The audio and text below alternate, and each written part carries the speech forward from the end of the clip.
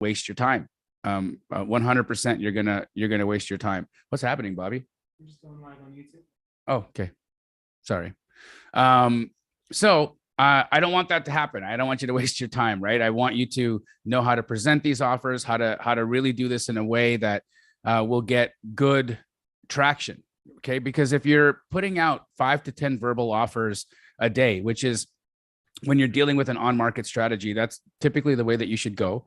5 to 10 off-market on-market offers a day. And then if you're doing agent outreach as well, then you would use agent outreach as the bolt-on. So what you would do after you finish the on-market offers, right? So, that piece for me is super important because, bro, this is so distracting.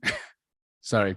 That piece is super important for me because I want you to at least get those 5 to 10 offers out, because that will get you to the point where you're doing, 3 to 5 deals a month, and 3 to 5 deals a month can be $30,000 to $50,000 a month in income. So if $30,000 to $50,000 a month in income is what you would love to see happening in your life right now, if you could get $30,000 to $50,000 a month in income, and if that would be life-changing for you, then shoot me a fire emoji in the chat. I just want to see that. I want to see if we're all on the same page here, if we all have a common goal of what we're trying to accomplish. Boom. And, the beautiful thing is, if you speak to any of the Astro Flipping community members who are really, putting in the work and staying consistent in it, that's the average. That's the average income of an Astro Flipping student is, somewhere between $30,000 to $50,000 a month. And that's just for a small scale business. Then you talk about folks like John Galan and Helena and Mahmoud and these other people who are building bigger businesses. And, they're in the 6-figure range for income a month. He's had months where they did near $500,000. And they're at minimum averaging over $100,000 a month in fees. And so this is all very doable without having to spend a bunch of money. Yesterday, we went over how we're comping in Privy. And so we're going to do that again today as well. We're going to be comping lots of houses. I'll be bringing on one of our Astro Flipping alumni and incredible superstars that we have on the team, Corianne Wright. She's in 9 markets. And so you guys are going to be able to talk to her about what she's experiencing in those markets. If you want to JV with her, awesome. If there's any nuances and comping that we want to go over, we'll be able to ask her those questions. So there's going to be a ton of value today. So I want you guys to all be prepared.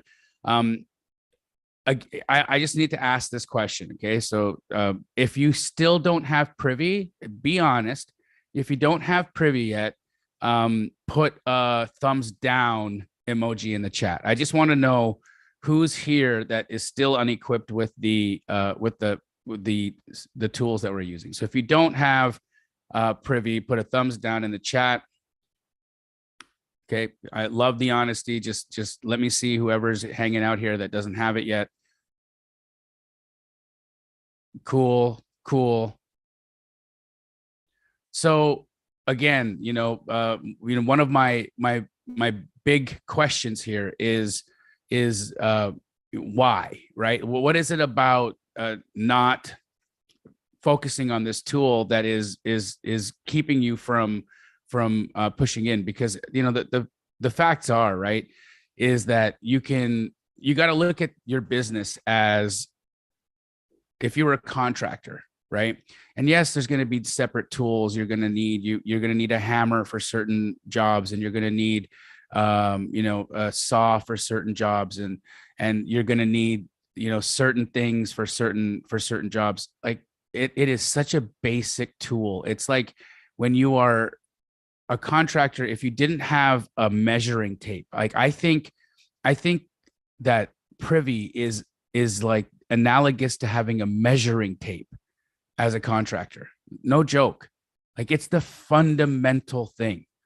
And, all of you that are like, oh, I got, this thing because I get lead lists and stuff. I just want you to ask yourself, right? How many of those lead lists are you using?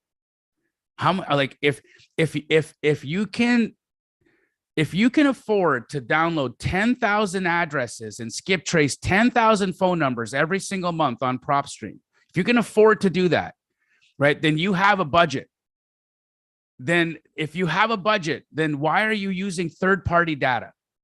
Just questioning. Like, if you have a budget, why are you using data that's not actually like current? Second, right? You know for a fact that this tool helps you do this strategy of on-market and agent outreach at the highest level. And so again, my question is why are you using a compass to measure? Because that's what it feels like to me, right? It feels like if you're like, okay, Jamil, I'm here to comp. I brought my compass.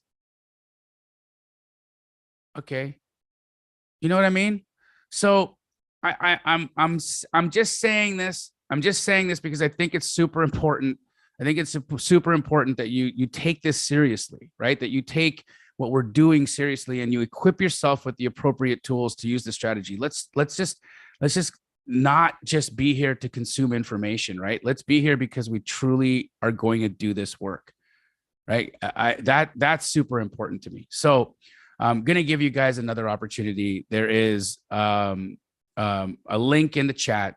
If you have PropWire, if you have PropStream, look, Benson has given us a 30-day money-back guarantee. Look at both of them and see which tool actually is useful to you. Like, are you downloading the 10,000 leads? Are you skip tracing the people? Are you calling those people then and using the data that you're getting and paying for? Are you actually doing it?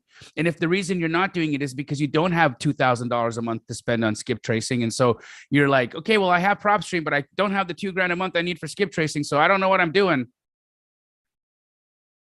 Again, right? Like, I want you to just give yourself have a real honest conversation with yourself and see what's the tool that makes sense.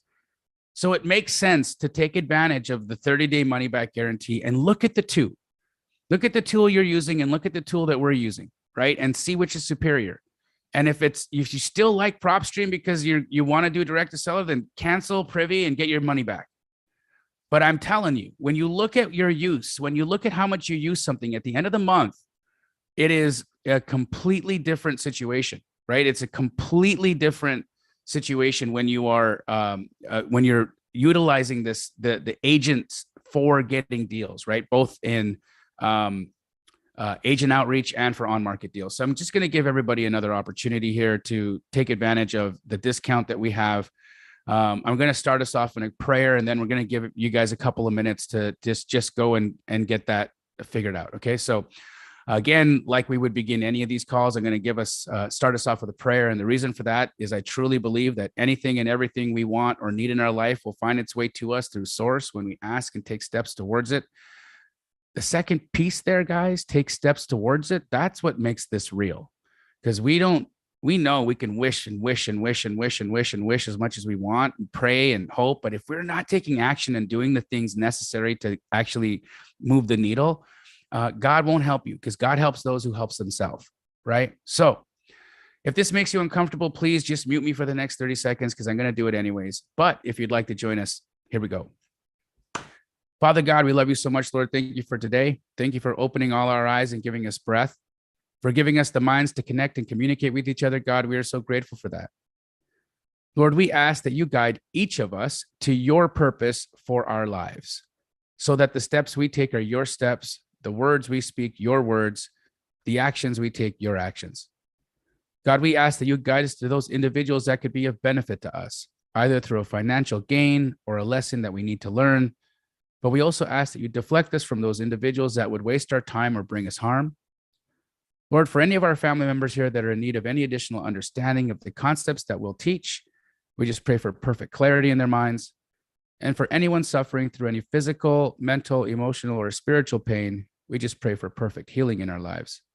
And Lord, it is with humble hearts and in your heavenly name we pray. Amen. All right.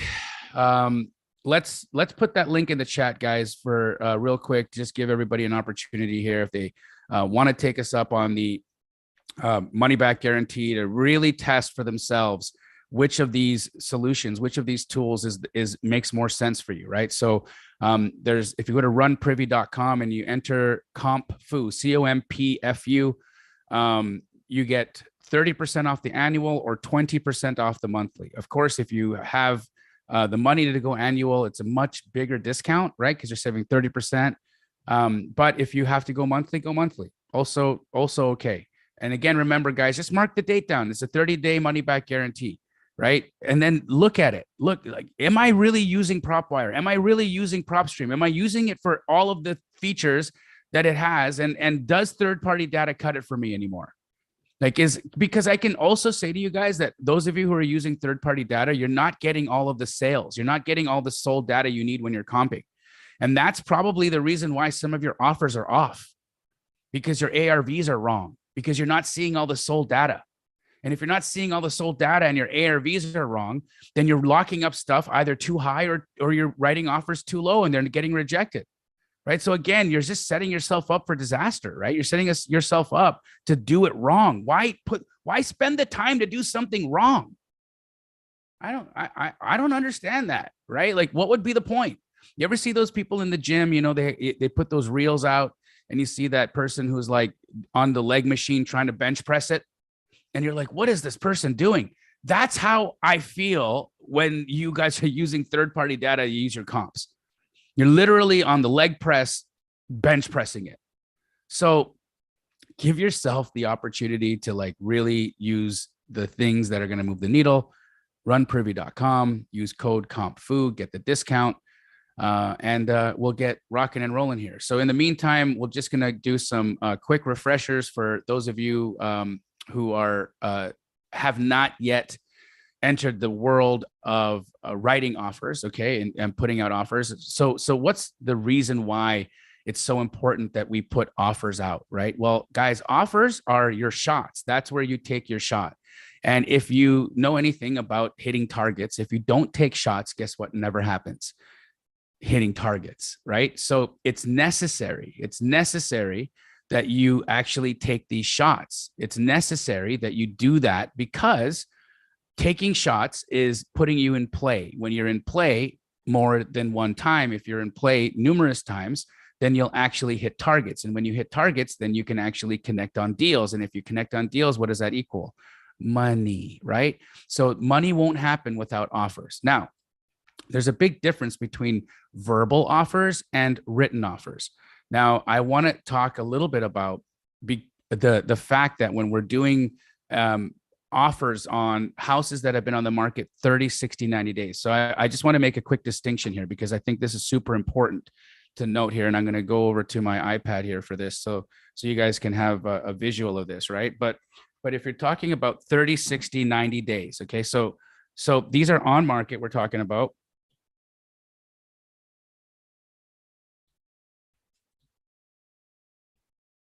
So 30, 60, 90, 120. So this is on market MLS offers, okay? So 100%, if you're 30 days, you know, on the market, you need to be at minimum like 25 to 30K off of MLS list price. Because here's what's up. If something's been on the market 30 days and it hasn't gone under contract yet, right, then that means it's overpriced. And if it's overpriced and you go in and you lock it up $10,000 under MLS list price, and then you try to sell that to your buyers are not going to buy it. They're just not going to buy it. So at 30 days minimum, you need to be 30. Let's just call it 30K. Okay. 60 days, I would say you probably want to be 60K off. Something's on 90. Now, guys, this is not exhaustive. So please understand, this is going to be depending on price points and whatnot, right?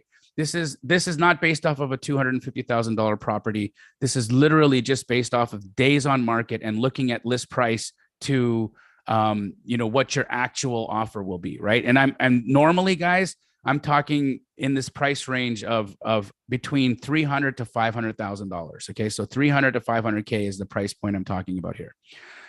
90 days on market, you got to think this has been rejected by the market for like 90 days. So this is so off base. This price is so off base that if you lock this thing up 20 or 30K from list price, it's not going to sell, right? So very likely you're going to want to need to be somewhere around 90K off of this price.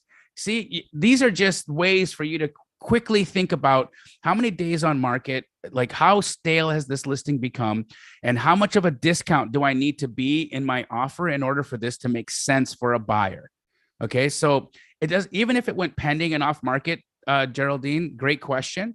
But going pending and then coming back on, that doesn't change the fact that somebody rejected the price or somebody rejected the deal. So cancellations hurt a listing.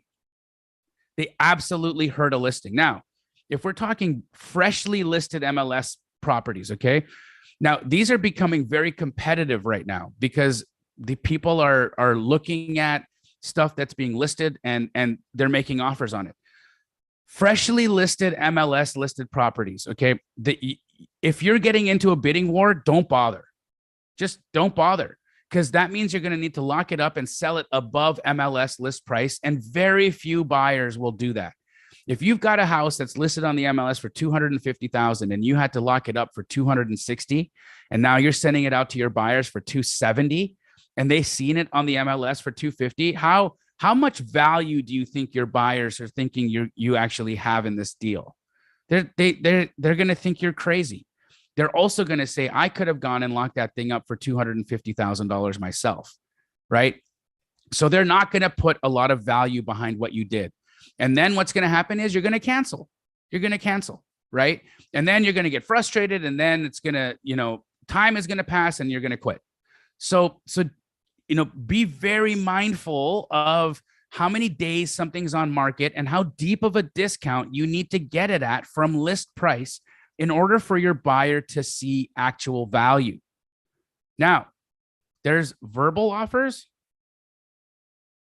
and then there's written. Okay. Here's what I see happen a lot.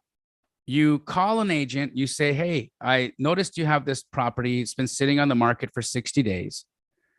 And obviously it's not priced well, because if it had been priced right, then I think it would have sold already. And then they're going to say, oh, well, we were under contract a few times, but they fell out because the buyer didn't qualify for financing.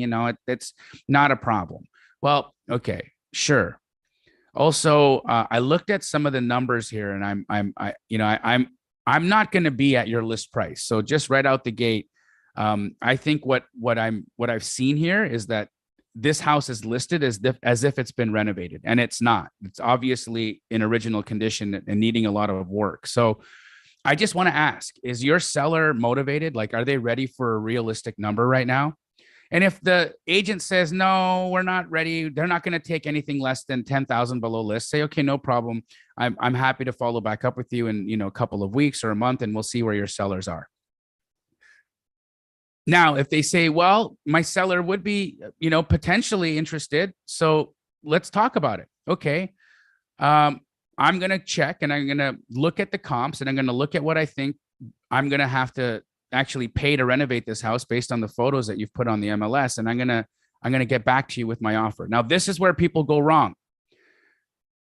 They do this really well. They tell the agent, we're going to get back to you with my offer. And then instead of calling the agent back, they write them an email and they say, hi, our offer is $150,000. So let's just say the property is listed at $250,000. Okay. And they write them an email and they say, our offer is $150,000. And then they wonder why the agent never responded. And then they wonder why the agent didn't even present the 150 to the seller. Okay, let me explain to you what happened there. Okay. You wrote them an email, which they could very easily delete. Okay. Number two, you're asking this real estate agent to call their seller, who's their client, and give them an offer $100,000 or so below the price they had told them they would be able to sell it at. Because this is the thing, right? Agents lie. Agents lie. They lie to their clients all the time to get the listing, right? And so they lie to their client to get their client to overprice this thing. This was an agent error for not being honest with the seller right out the gate and saying, are you out of your flipping mind? This house cannot sell for 500 grand. This is a 350 house all day long, right? Now, you just send them this email. Some of you don't even call the agent. Some of you just go on Privy. You look and you say, oh, this is listed at 250. I think our offer should be 150. Let's just email. Hi, my name is Jamil. I'm offering you 150 on 1212 Banana Street. Again, that's so easy to delete. You've built no rapport. This agent doesn't have the ammunition they need to speak to their client, which is why when you do these, when you give these offers, call them, call the realtor and say, let me explain to you how I came to my number. Okay. I looked at all of the comps and I saw that at 250, which is where you're listed at right now, at 250K, this house needs to have a brand new roof, brand new electrical, brand new plumbing, brand new flooring, brand new paint, inside and out, shutters, a brand new kitchen with like high quality cabinets and like quartz counters everywhere. And you don't have that. And it's going to take 80 grand to get there. So if it's going to take 80 grand to get there, then I might be doing this project for like 10 or 20,000 bucks. But I'll do that. I'll do that for 10 or 20,000 bucks, but my offer is going to be 150. Now, here's what I'd love. I'd love for you to represent me, Mr. Listing Agent, because if you represent me, then maybe we can save the seller some money on commissions, or maybe you can make double the commission. It doesn't matter to me. Now you've actually equipped this agent with the ammunition that they need to talk to their client, because they can say, look, you know, we went through the comps and we're overpriced. But now you've also doubly incentivized the agent to work with you, right? Because now they can make double the money. So guys, be very careful about how you're putting these offers out, right? Just emailing people random numbers is so wrong. It's not how you do this, right? Texting people just random offers, it's not how you do this. Call, create a relationship, build rapport, explain, ask them how motivated is their seller. Ask them questions about what's been happening. You know, why hasn't the house sold yet? How did they come up with the number that they listed at? Is there a comp that justifies the number that they listed at? Because you looked and there really wasn't anything that showed that this house in this condition could sell for 250,000. Because what you were finding were renovated houses selling for 250,000. See, now when you say these things to the realtors, you're speaking sense to them, right? They understand. Look, when a person is confronted with truth, they can't deny it. They can't deny it. So present with truth, but do it with grace. Do it kindly. Don't demean people. Don't make people feel bad. Do it in good tone. Do it with good cadence. Do it with kindness. Do it politely. But understand that how you do these offers are incredibly important. Okay. Very, very, very, very, very, very, very important. And if you want to do this business at the highest level possible, and I mean, you know, somewhere between 3 to 5 deals a month, you got to be getting out between 5 to 10 verbal offers a day. A day. If you get out 5 to 10 verbal offers a day, that's going to translate into about 2 contracts executed a week. Okay. That's the number game.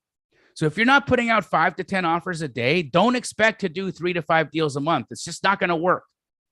It's mathematics, guys. Inputs, outputs, inputs, outputs, inputs, outputs. Make sense?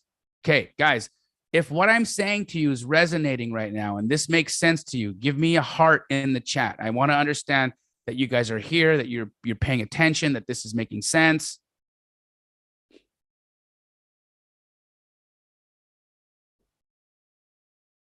Awesome. If I have a commitment from you, that you're going to stop this nonsense of just randomly sending out offers blindly to people, if I have a commitment from you that you're going to stop doing that you're going to start really doing due diligence and getting the number right, If you're going to do this correctly, do me another favor and give me a thumbs up in the chat. Let me see the thumbs up. I want to see that you guys are understanding. We have to elevate the narrative out there, guys. We got to elevate the narrative because people are getting frustrated with us.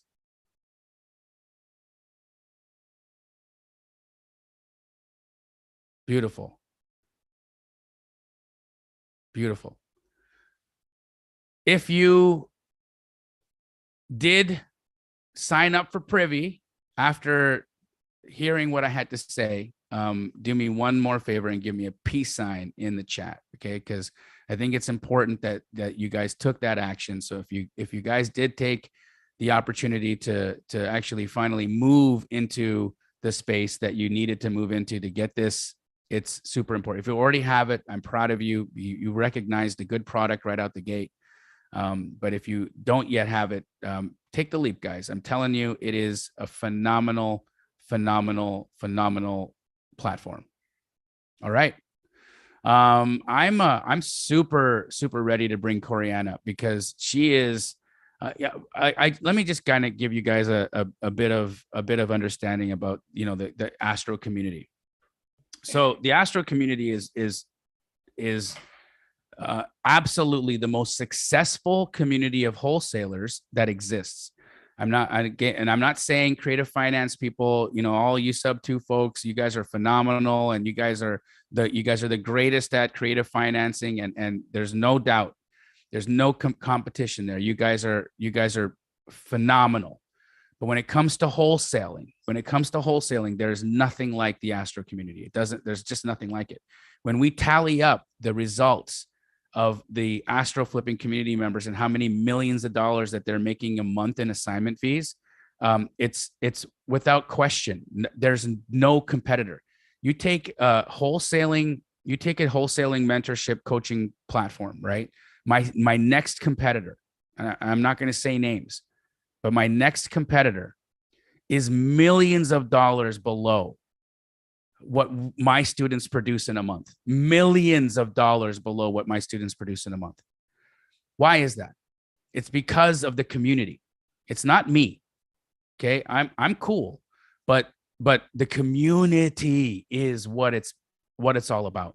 The people in this community, it's like, it is just one of the most incredible situations I've ever seen in my life, to just see how beautiful people can be to each other, how helpful people can be to each other, how supportive and available they can be. Also, when you're brand new, it's a little lonely, right? Like you need friends and you need people to answer your questions like pretty quickly. And sometimes you're a little lost, or maybe you've got a problem that you feel embarrassed even asking about in a public forum, and you just wish you had a road dog or a battle buddy, right? So, one of the things that I can say that the community has fostered is in elevating these leaders, and Corianne Wright has become one of these leaders.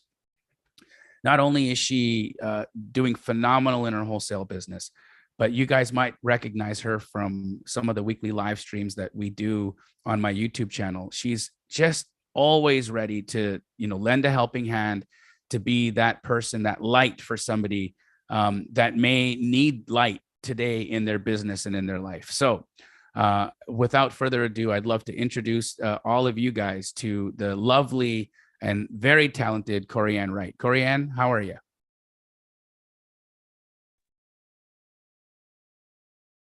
I'm fabulous. Hi. Nice to see you.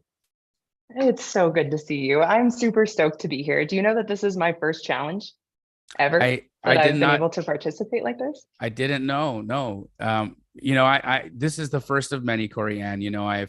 I absolutely adore you, and you and I have become very good friends. In fact, if you guys didn't know here, this painting right here of my pup Bisto, Corianne gave this to me, made me cry in Las Vegas.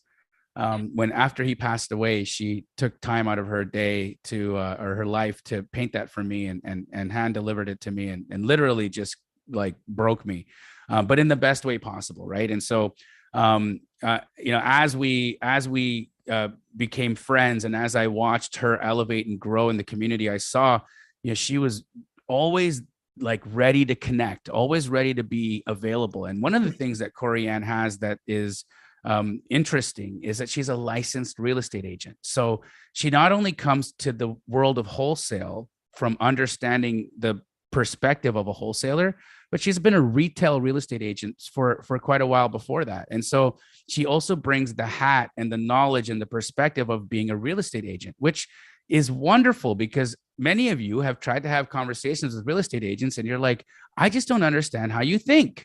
I just like want to get a clearer picture of like what's happening here, right? And so, you know, Corianne, I'd love for you to just give us a quick intro. Tell us a little bit about you, how you came to Astro, how your business is going, and then I think let's talk about some markets and let's get to comping. Heck yeah, I'm ready to provide some values. So quick like elevator pitch as to my real estate journey. I am an artist first and foremost, hence the painting in the back. And when I knew that I wanted a specific lifestyle to accompany that, and I didn't want my art to have to hold it, I started to look into real estate. And in 2019 was the first time I'd ever heard the word wholesaling. And I went to that like 3-day conference, drop all your savings, walk out with a backpack kind of scenario. And I did that. And I spent about a year and a half with my family trying to figure it out. And I did what everybody does when you're having trouble with it. And I started looking in every direction. I got my real estate license at that point. It was actually after I had tried wholesaling for a while. I tried my first flip. I like went cross-eyed as much as you possibly can in what the heck can I do if I'm not figuring this out. And I bought my first flip from a wholesaler. You might know her. Her name is Michelle Garabito. Wow. And she is insanely good at her job. She sold me on a busy road flip that had foundation issues for my first flip. She's that good at selling. So I'm working on this project, which is like way over my head. I'm like overwhelmed in regards to that. And I'm like already excited for what else there might be, but I'm watching Michelle Garabito like kill it. She found out the word wholesaling. She's killing it. So of course I call her up and I'm like, who do you know? I've gone through about 3 to 4 coaches at this point. I was like, how did you figure this out? I don't understand. And she goes, well, you probably need to meet Jamil. And also it's more the Astro community that you have to plug into and be a part of. Like they're going to back you up. We're going to figure out the rest of these things. So at the end of 2021, still working on my flip, I took out that credit card and I was like, I'm going to join Astro Flipping. This is like my one last hurrah of, am I going to figure this out? And it was a lot to do with my mindset and where I was coming from and the starving artist mentality I had been taught and the trailer park I grew up in with my mom that like we had to work through. And Jamil called me out on a lot of that. So once we worked through that, I found my team with a couple hiccups and we are rocking and rolling. We're in 7 markets. It's hard to be in 7 markets right now. We're in a growth period. This month has been incredibly difficult with a lot of things that I saw like last year. And this year I'm having to revisit them. But now I'm a little higher up on the mountain, right? So I'm excited to be here and share what I know and see if we can get people through their first deal. Amazing. You know, Corianne, like you said, it's a pretty common path for people to have, you know, done the high ticket coaching, right? Where they're like, oh, I'm going to, you know, drop $60,000 to learn this from a person who probably doesn't even wholesale themselves. And it's like this rite of passage sometimes for people to have to go through. And I'm really sorry that that's something that you had to experience because it's not fair for people to take advantage of other people. And that's the reason why what I've tried to create with Astro Flipping, what Pace has created with Sub 2 has been just the complete opposite of that, right? It's like, let's build something here that's a true family, that's a true community, that doesn't have a time limit on it, that people can come in and grow on and do business with. And so I had to ask this to Raki, and I want to ask you this before we start moving into comping. How many of your deals every month are you doing with other Astro Flipping community members? Because I want others to understand that it's not just like you think you understand wholesale, you think you understand comping, but what about the network? What about access to the deals? What about access to the buyers? What's the exchange look like in terms of like deal volume with other community members? It is incredible. I mean, it's the only way that I'm in 7 markets right now. I'm an expert in 2 of those. We expanded to 4 and then we just jumped straight to 7. The only way I can do that is because I've got community members backing me up nonstop when I'm like, hey, what's going on with this? Or give me feedback on your buyers. So 2/3 of our deals are closed with another Astro. And I would say I've had 4 in the last month and a half get through their first deal with me, which is I'm very proud of, and I want more of that. Amazing. Guys, if you need any more information about Astro Flipping, if you'd like to look at what it would look like to be a part of this community, to learn from me directly, to be able to talk to me for hours and hours and hours on end every Tuesday and every Sunday, because last night we were on that call for 5.5 hours. It went into like early morning, and some of the people in Florida were posting at like 1:30, like, are we still in a coaching call with this guy? Yes, you were. Why? Because I give a crap. I do absolutely care. So if you guys want to learn more about it, Josh is in the chat. Reach out to him. He's got a phone number that you guys can schedule something with. Happy to have you be a part of the community. But that's not why we're here. Why we're here today is for comping. So Corianne, tell us the markets you're in. And if you have any addresses we can look at, then we're going to bring Benson on and we're going to start looking at some of these deals. Okay, cool. Well, hopefully Emily can help me out and also drop all my markets so I don't miss one. But we are in Florida, Georgia, New Jersey, Tennessee, Texas, Colorado, Nevada. Now, I think I hit them all. The differences between those markets, right?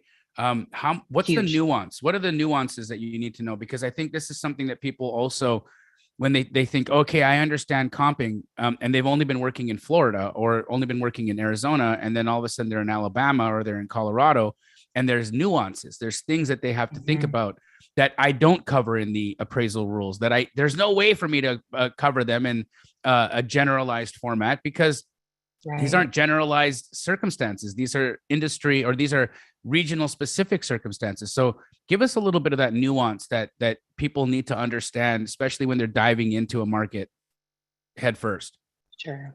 So first, I do want to let you know that I did bring some resources for everybody. I have a market page for each one of my 7 markets, plus some bonus up to 15 markets, because I saw a lot of people drop ones I'm not in. So I'm more than happy to share my screen and kind of walk you through what I look at as both a realtor and wholesaler when I'm trying to understand statistics in those markets and data. But overall, for example, let's use Florida. So in Florida, whether your construction is wood or brick or stone masonry matters a ton. It matters an unbelievable amount in comparison to the fact that it doesn't matter at all in Colorado.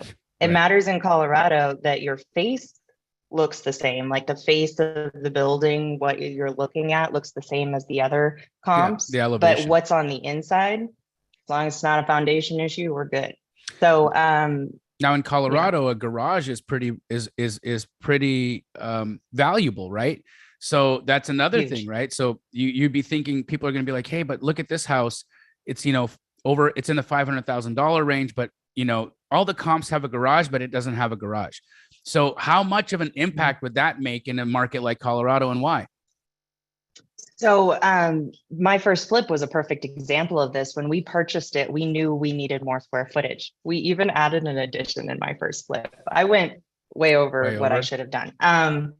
And the thing was, well, we actually made money, which was wonderful, but it had a garage and we thought we were going to make that into the 3rd bedroom. But when we started looking at comps that had 3 bedroom, 1 bath and no garage, it threw everything off. So we ended up having to keep the garage. And I've now seen that happen with a bunch of flippers in Colorado, where they get that perfect little ranch, they take out the garage door and they enclose that garage to add that extra bedroom to up value. And they're completely even on it. Because the garage and getting away from hail in Colorado is important. Yep. So it's incredibly important to know your market. Big time. So love that you brought some resources. How do we get those resources out to people? Can I take 5 minutes to blast through them? Yeah, absolutely. Everybody got time for it? Yeah, let's take a look. Let's get it open. Guys, let's give Corianne some love here. She did a lot of research and some homework so that she could come and bring you guys some information so that, you know, this, how cool is this though, right? Like this is a master class. And how much did you guys all pay for this, by the way? So it's so great. Exactly. Let's see it. Okay, cool. So I'm going to run you through a bunch of different markets. Some are in the same state, and I want how different markets can be within that state. And what's most important to us is going to be this distressed number. Of course, we can also look at what's happening within new listings. But these are the kinds of things that I pay attention to is in a market, what is the average square foot that a distressed ugly property is probably going for? In Miami, that's 357 a square foot. Now let's just like go up a little bit in Florida to Tampa to see the exact, like how different it can be. Because I'm getting the number of distressed properties, but we just dropped to 281 price per square foot. Right. And ultimately, I don't hang on these particular stats. I use Privy. I use Privy to find what the buyer activity is and what the percentage those buyers are buying. But I also want to know when I'm going up against agents that the median price that they're going to go for a listing at is about 369. That's important to me. So that's Florida. Why is it and that's important how to you, different by the way? those can be. Why is it important? Because it means if I'm ultimately on the phone with them and they're like, hey, I want to take this to list. I don't want an off-market cash offer. And I'm asking them what they're going to list at. And I already can hear that it's above what the average of a new listing is, or the average of a listing for a distressed property. Then I'm going to know that maybe they've got some problems with their comps, and I'm going to push into their comps, and I'm going to show them why they might be wrong within that listing. So yeah, it's kind of like really good to know those sorts of numbers. Amazing. I'm going to breeze past Atlanta because you got like the Atlanta king yesterday. But honestly, if you are watching this and you've got a market you're working in, get ready to screenshot. I will stop at each one, but get ready to screenshot and start to think about how those numbers affect your market. So this is Atlanta, square foot 228, just outside of Atlanta. Let's see if it's different. Oh, suburb, a little bit different. So even knowing where your buyers prefer to buy, what counties, can be incredibly important. Awesome. All right. New Jersey, not a lot of distressed properties in New York. It's incredibly hard. My New Jersey market is probably one of my least favorites that I fight with. And that's why there's no distress here. Memphis, Tennessee. So one thing that I tend to notice in most of the states I work in is that there's always a high performing location and a more difficult kind of lower performing location. So in Colorado, that's easy. It's Denver and Pueblo. Pueblo can be kind of difficult to understand because it's completely different in terms of just where things are selling. And in Tennessee, it's Memphis to Nashville. So Memphis is definitely more distressed, but has that lower average square foot. And then you jump to Nashville. And Charles, I think what they're calling distressed is like actually it's not distressed condition. It's not a distressed like situation, or it's like are they calling those like in REO right now, or not notice of default, but like REO? What are they calling distressed? So they're going off of two things. Basically how it's looking. It doesn't mean that these are all the wholesalable properties. That's where Privy becomes necessary. Understood. But it is saying that there is showing REO Signs. Activity or problem children, zombie properties. Understood. Dallas. And maybe Emily can just drop this whole document into everybody so that they can find their market, because even down here for our friends, I have Los Angeles. I know that was in question for a lot of people in the chat, and Cleveland, Ohio, and Cincinnati. So I don't want to have to run through all of the square footage in each one, but it affects what's going on. And then I take that information when I'm looking at Privy to find out exactly how I need to buy. Awesome. Yeah, absolutely. Emily, we'll put this document in the chat so you guys all have access to it. So make sure that you guys click on it when Emily puts it in there. They're working on it, a couple of seconds, and away we go. Awesome. Amazing. So let's get into the comping. Let's look at some of these houses again, guys. If you haven't, I don't know why I have to say this so many times, but it's like I do. If you haven't yet gotten the tool, please go get the tool. Runprivy.com code COMPFU, and join along with us. Right? Let's get to it now. I'm going to pull it up, and we're going to take a look. Do you have an address or something for us to start with? And then I'm going to ask for people to start putting addresses in the chat so we can help comp deals. And guys, we'll help you guys comp properties in other markets as well. So yes, people are asking San Antonio or other things, no problem. We will help you comp anywhere, but may just start putting your properties in the chat, and we'll start giving you guys some help with them, right? This is one of the fun things we get to do in the Astro community is we comp deals live all the time. So if you guys are like, still on the fence, hey, is Astro worth it? I mean, gosh, how many houses do you think I comped yesterday on the call? It's hard to count. Hard to say. You were there longer than me. I went to bed. You always are there longer than me. I stayed. I obviously stayed till the end, but it's fun, man. Like it really is one of those things that's just like, how do you get to do something you love so much, but also like with people that you're just in love with and love to watch them win, right? So it's easy for me to be there. Hit me with an address. Let's do Kimberly, 2104 Jones Street in Greenville, Texas. All right. And what I love about being willing to go into any market, even if they're mine or not mine, is that some of my markets I'm still not a professional in. I'm learning and asking questions to a lot of my other people, but Privy can get me to an offer, even if I don't know the area. I agree. So this is a great test of that. If we've got Benson around, let's bring Benson up as well. The brawn of the operation, Benson. The man. It was like it was one version of Benson popped up first, and then the second version popped up. Like, bro, there was a fake Benson, and then you came up. Really? Yeah, fake Benson had a different hair. He was wearing a headset. Was it a doppelganger? Bro, it was another Benson in a whole other outfit. That is weird. It flashed on the screen first, and then you came up.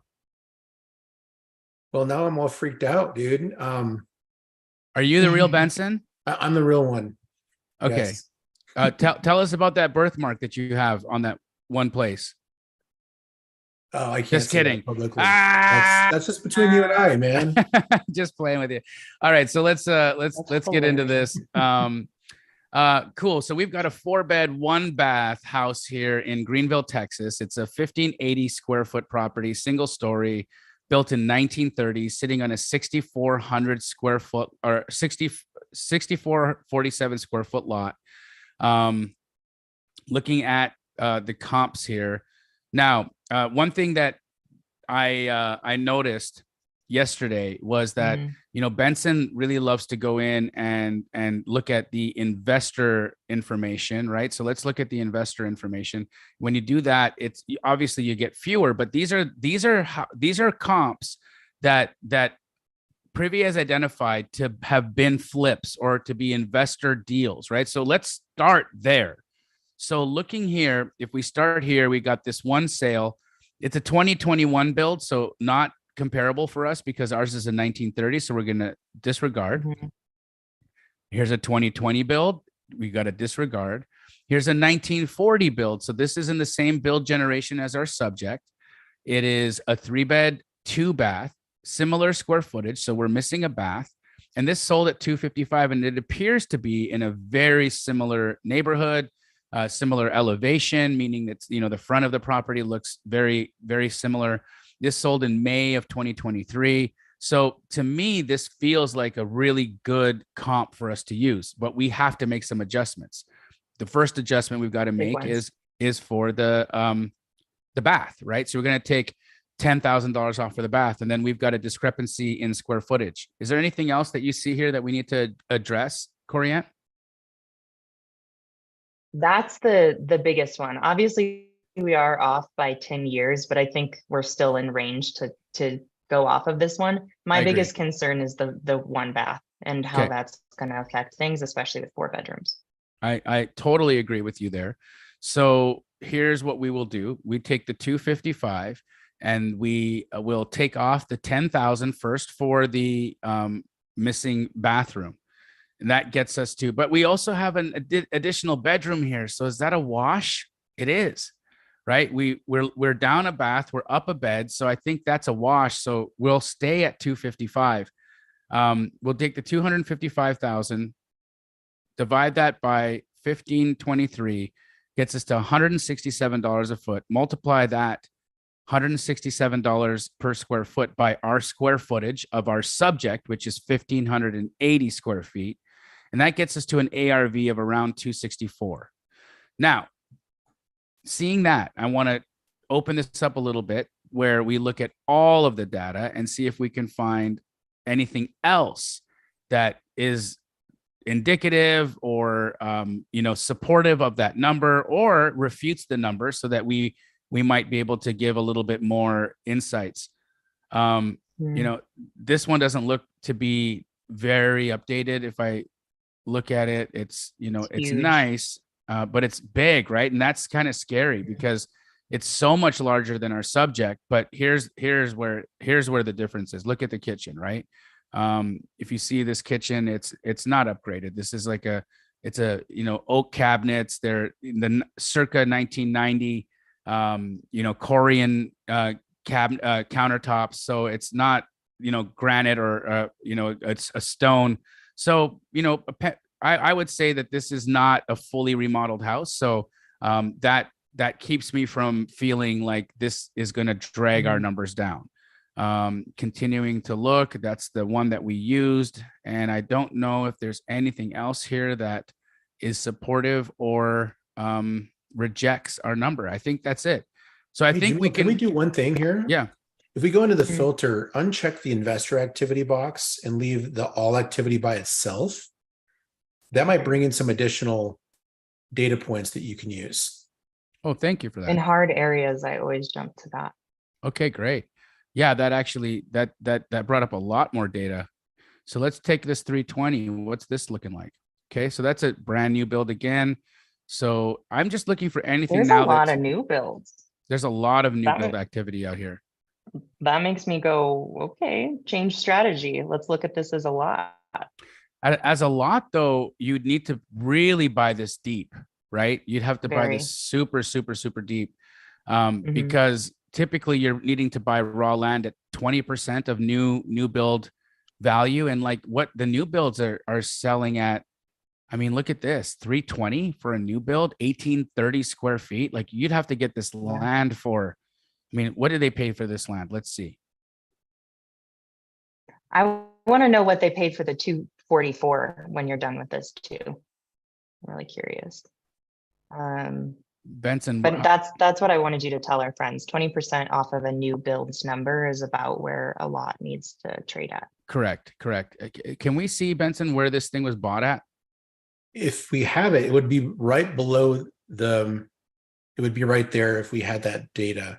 Okay, so not this there. is Texas, so this is a non-disclosure state. So yeah, they hid that. They bought it for. Got it. Yeah. Makes sense. So if we say that new construction selling at 320, then that also tells us that 20% of 320 is like 64,000, which I don't believe anybody's going to sell us a lot for in this area. So this has to be a renovation play. Now, if we've got about a 260 ARV, 260, the reason why I'm not saying 265 anymore is this one right here. This 275 pending is 300 square feet larger, same build generation, larger lot, renovated, and that's on the market pending at 275, which is not particularly supporting our 265. So I'm going to go to 260 now as our ARV, and we have a list price of 170. So in Greenville, Texas, you're probably, and we're looking at, let's get back to the photos here to determine if this is full gut or cosmetic. Yeah.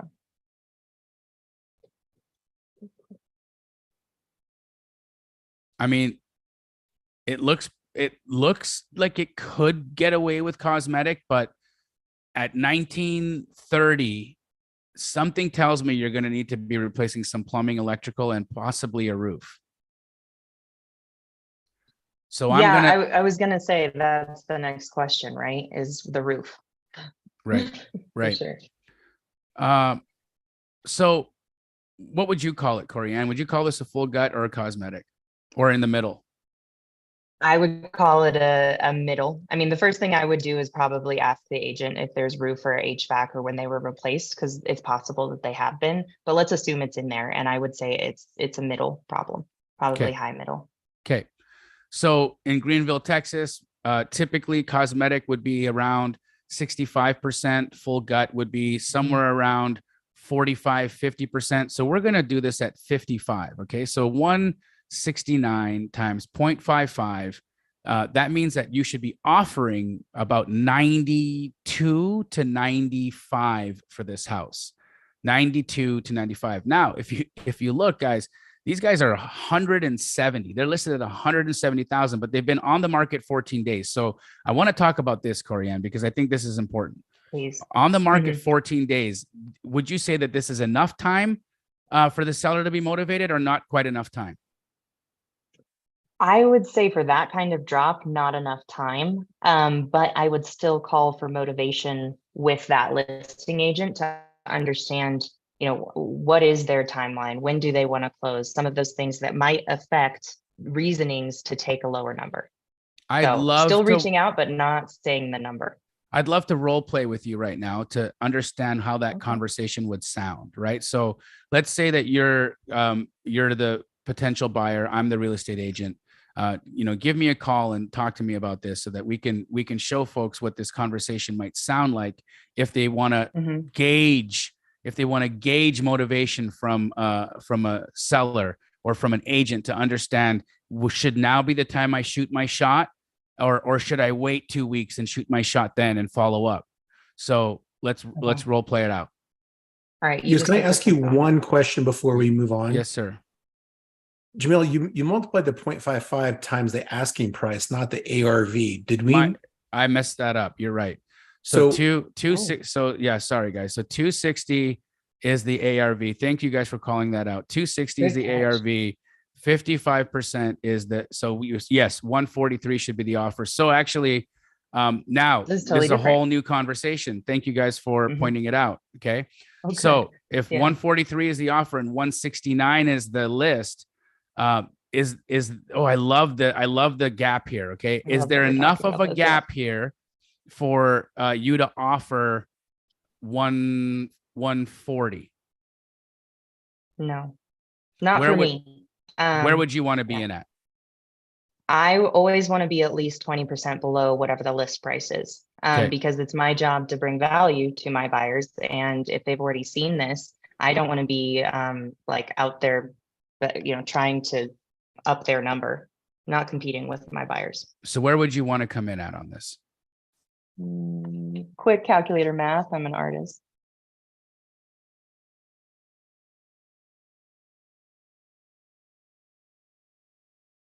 I would want to be at 130, 135 as the very top. So 170 is the list. 135 or 130 is your offer. Let's role play this conversation out. Hey, Jamil, my name is Corianne. I'm one of the acquisitions directors here, and I was just taking a look at 2104 Jones Street. It looks like it's been listed for 14 days. Is now a bad time to bug you about it? No, not at all. Happy to talk. Wonderful. Well, I was just taking a look at it, and I'm trying to decide whether I'm the right buyer. Do you mind giving me a little bit of the story on this? What are the sellers looking for? Well, this was originally a family home. The family has since, the kids have left, and the two adults who were living there have moved into assisted living facilities. And so now it's just a situation where it's sitting vacant. But you know, they're not in a financially distressed situation. They really want to be able to make sure that they can sell this house, get enough money out of this house to pay for their assisted living costs and expenses that they're incurring right now in their new phase of life. So this is basically the nest egg that they're using to fund their retirement. And so that's the reason why, you know, it's we've kind of been having a little bit of trouble finding, you know, the right sweet spot for our seller and a potential buyer. That makes sense. Do you have any offers that are already on the table that are cash and can close quickly? We've had some low balls. And you know, I think that it discouraged my seller a little bit. So I'm apprehensive to you know, get too deep into you know, something very low. But I'd like to understand where you're coming from and see what that number is, so that if there was an opportunity that I would present it. And tell me, if I did spruce this up and I did everything in it, what would you list it for on the other side of all of that work? Oh, that's a good question. So I think, you know, the market is going up. Everything is going up. So I would say that maybe you could get 300,000 for this, you know, if you fixed it up.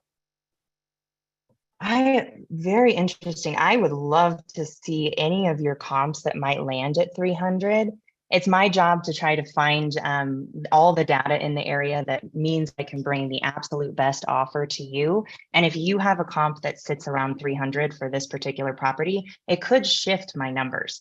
Feel free to send that over for me. But right now, with what I'm seeing, is about 260, given that there's only one bath here, and the fact that it's pretty old at 1930. Is that something you'd probably agree on? Let's say maybe we didn't put all the bells and whistles, but after repair value, it might land around 260. I think that you're right, that it probably is landing around 260 right now with where the sales are. But, you know, we're in an uptrending market. So I'm thinking by the time you're done that you should probably be around 300.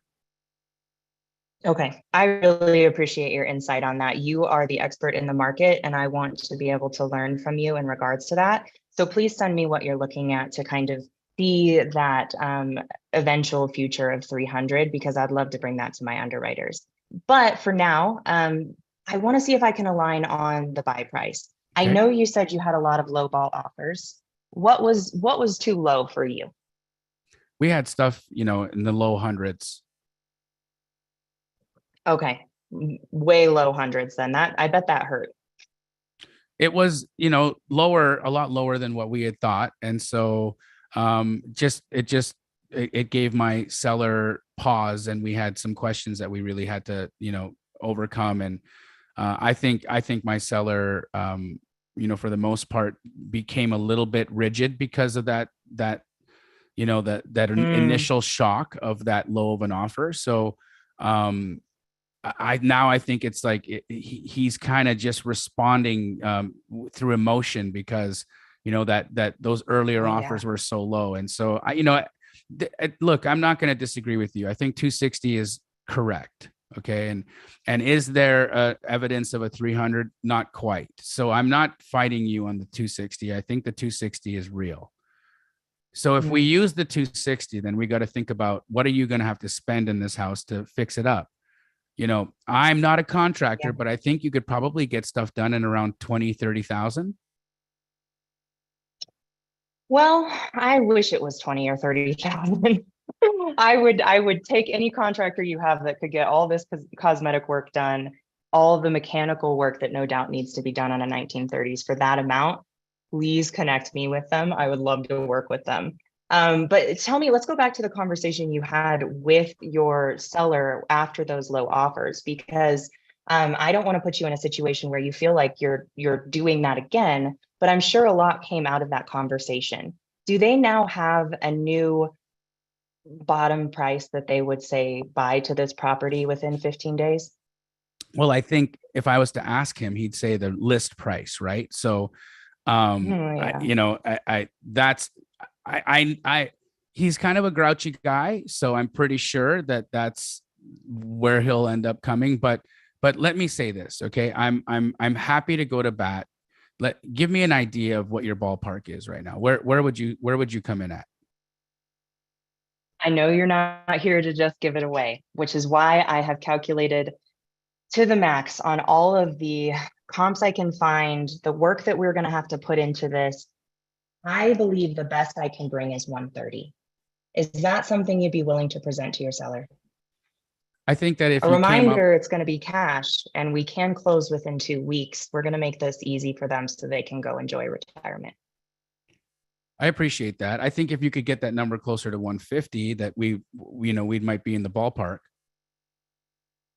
Well, I'm going to take it back to my partners. We're going to finalize these numbers and I'm going to push them the best I can in regards to giving you the best number possible.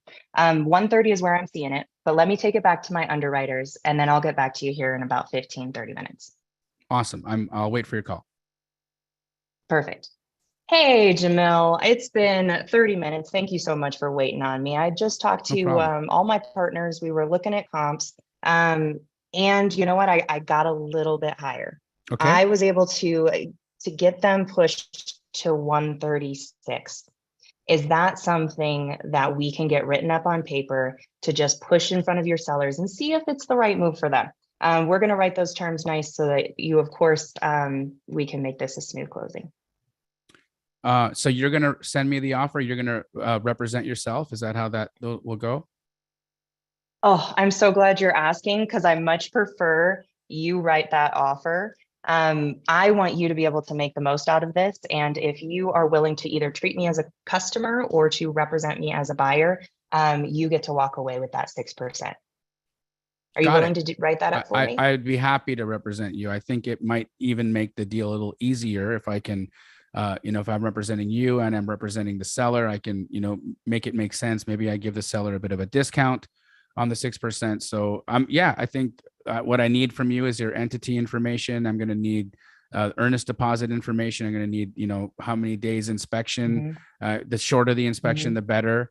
Okay. Also, it's Texas, and so we have $100 option fee, meaning that you'll be the $100 will be non-refundable, and that's going to give you time to do your inspections and whatnot. Absolutely. And I'm thinking about 10 business days on those inspections, and then we'll close in 15 business days. Is that something you think your seller will do? It's vacant. So yeah, absolutely. Makes it nice and easy. We're going to have such a smooth closing, Jamil. I cannot wait for it. I'm going to get all that information over to you in a letter of intent, and you should see it in your inbox in about 30 minutes. Wonderful. That's great.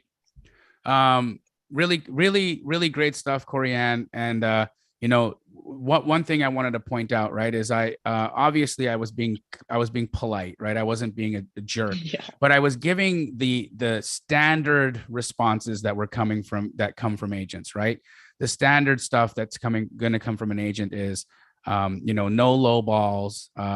Hey, I want to make sure that, or they're going to give you, inflated ARVs. They're going to give you deflated construction costs, right? So this is always something that agents will do. They'll tell you the ARV is much higher than what it is. They're going to tell you the construction costs are much lower than what they are. And Corianne caught both of those, right? She caught both of them, and she very, very, very, very eloquently and effectively responded without being rude and calling me a liar or calling me dumb. Right. So you've got to be prepared for that. And so I think that was a masterful way of handling that. And, I think you did a really good job of getting to the truth and getting to the point there pretty quick. To those who are saying, hey, let's see the jerk version, I don't necessarily think it's necessary for us to engage in that. I think if you're on the phone with an agent who's just not in the mood, I think that it's okay to move on. And maybe you circle back tomorrow. Maybe you come back to that situation in a week. I don't necessarily believe in the confrontation. Let's scrap with the agent who wants to scrap with me, or wants to get into a fight about ARV, or wants to get into an argument about construction costs. I don't necessarily think that that's ever constructive, right? Combat leads to more combat, right? It always does. Anytime that you are opposing, anytime that you're creating friction makes heat creates fire. that is destruction, right? And so remember that. Just remember that like chain of events: friction, heat, fire, destruction. That is the line that it goes down. And so try not to create friction. And if you see that somebody is giving you friction, right? If somebody is giving you friction, then the best way to not create heat is to disengage, right? If you just disengage from it and say, hey, I can revisit this call tomorrow. I can revisit this call in a couple of days. I don't know what this person is going through right now that has them just so defensive on this call right now, but I'm going to disengage for a moment and I'm going to try calling back another time. And maybe you'll reach a different human being the next time you call. Maybe they'll be less anxiety or less stressed out. Maybe they won't be. Maybe they'll be the same person that they were the time that you called. And you just know that this person is going to be somebody that you're either going to want to have the call with or not have the call with and keep pushing. But I think this was really good, Corianne. It was a really people called it textbook. I think it was very much so textbook. And we ran this for you guys so that you could understand just some of the things that are going to happen on these calls, right? She hit and caught all of the things that I was putting out there, and was able to respond to those very good. So let's keep it going. If you guys have another house that you want us to comp, let's take a look at it. Benson, it might even be neat for us to try to have some calls. I don't know if we want to call some of these agents and sort of walk it through, walk what the sound of an offer could be like, or maybe have some of these convos. But that, I think that could be super neat. If you guys would like to hear us do one of these live instead of a role play, we can do that. Just let us know in the chat and we'll get to that before we end the stream. But hit us with another address, folks, and we'll keep it pushing. From Preston, 2023 North Elizabeth Street in Pueblo, Colorado. Okay. Pueblo is its own little beastie, so we're gonna help Preston navigate it. 2023. Pueblo is the next Elizabeth? Colorado Springs. Oh, I like that. I already lost it in the chat, y'all. Y'all are so fast. I want to say Elizabeth Street. Yeah, I think Keep you're right. typing Elizabeth Street in case my memory is there. Yep. 2023 Elizabeth Street, Pueblo, Colorado. I will say, I want to mention to everybody here, this is what a property would look like if it's in a third party area. So Pueblo has its own little MLS. They don't do a data share.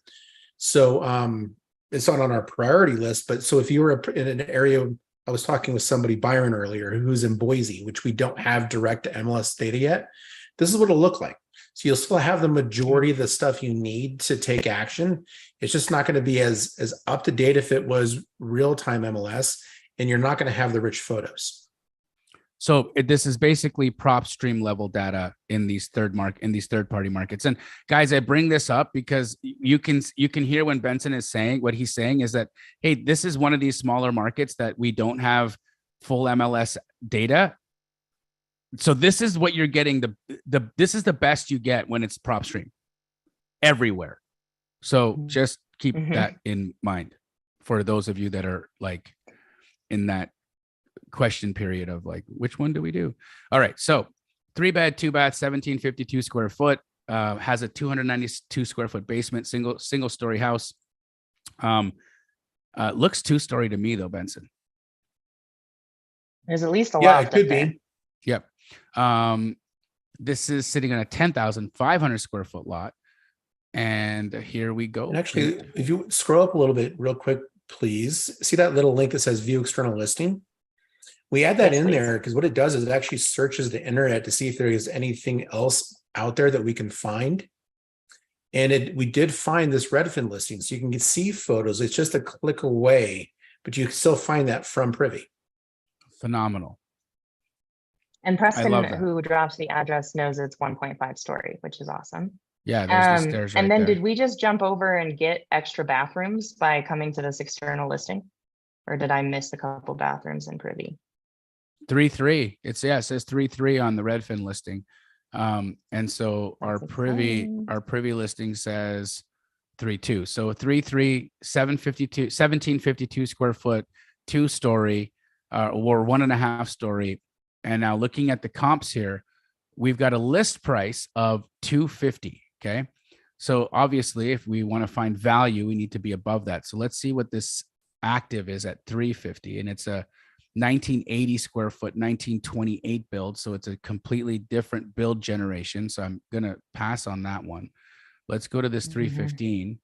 This is comparable, very comparable. This is a 3-1, 1720 square foot, 1903 built, smaller lot. Let's look inside and see if we can gain any insight on the photos. No photos.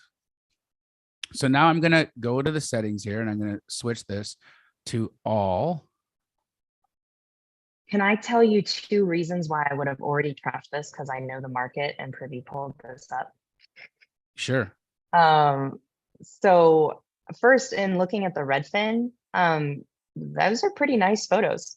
Like this looks like a retail ready property for Pueblo. Yep. What might be like a cosmetic flip for Denver is not the same as Pueblo. So I think they have this listed at retail, and I think it looks like it can qualify for FHA, which means they've got a better chance with not an investor, but with a traditional buyer. And I would probably have that conversation with the agent and then let them know that I'm looking for much uglier properties. I think it's a great point, Corianne. Let's take a look at these photos again and look at what she's talking about. So, looking at the house, you see the front elevation is not FHA. It is a nice looking elevation here. Of course, needs some landscape work. It has some of these historic qualities in the house, like these historic doors. The kitchen, it could use some love in there. It's a little dated, but it's not a full gut remodel, right? And I do agree with you, Corianne, that this is listed at retail. So could potentially qualify for conventional financing, maybe not, but it is listed at retail. Not FHA. So this would be one where I would absolutely call the agent, but I would know that you're not going to be in a conversation where, like you're going to need to have this significantly lower. If ARV on this thing is 250, where do you think this needs to be bought at, or what's the offer number for this, Corianne? Well, first, will you go back to Privy and look at the comps again? Because that's where you can easily see in a giant circle that everything is going for about 260, 270, maybe a 399, but that seems a little out there. So like I, at a pretty quick glance, can see what actives are sitting on market and where people aren't buying. So that's how I know it's retail so quickly. Do you see all the other 290s, 365s? Things are not selling at 300 and 425 right down the road. So those are things I'm thinking about when I go, maybe this isn't a wholesalable property. You got a brand new build, there's 2022 at 290. Like interesting. So this is, Goodness. I mean, 250 might be even above retail. It probably is. And that's the thing, is I could probably negotiate them to really where this would trade, but would that get my buyers excited? Probably not. I also happen to know this area well enough to know that the more northwest we go, the more my buyers are excited about that area. We happen to be very close to downtown Pueblo, and there's some crime there, and I've lost a few contracts because I didn't understand the crime in Pueblo. So when I call on this, I'm not giving an offer. Like, you would have to be begging me a lot to get an offer on something that's like this. And let's say they do. Let's say they beg. I'm probably 150, 160. And I'm pulling that from here, just knowing where things have traded in Pueblo. Happens to be a market I know well. Love it. Awesome. Let's keep it pushing, and let's do another one. All right. 2911 Old Ranch Road, San Antonio, Texas. I think new people that are going after their first deal, and maybe this is just because it's where I messed up for a good year, is that you look at everything. And not everything is wholesalable. So many things are retail related, or the perfect scenario for a family with 2.5 kids to only need to put some paint on the walls and they have instant equity. So like narrowing those things out as quickly as possible gets you to properties that you can wholesale. Awesome. Awesome. All right. Here we have 2911 Old Ranch Road, San Antonio, Texas.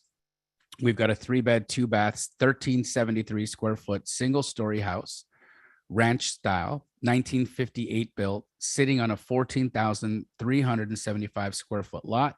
It does have a 2-car garage. Now, looking at the photos, we see this, laminate flooring in here, some, or possibly hardwood. It could be some, wood paneling there, some, God, look at this kitchen. Holy Oh moly. God. Nice. So super dated. This is like, Yeah. this is a time capsule. It's so dated. But it looks to be in really good shape. Like the bones of this house are phenomenal. I would say that whoever owned this probably took really good care of this property. There's just no signs of neglect, right? Just age. And so I think this is a cosmetic job. And so, we'll keep that in mind, looking at what the numbers would be. I'm going to pull up some of these sales.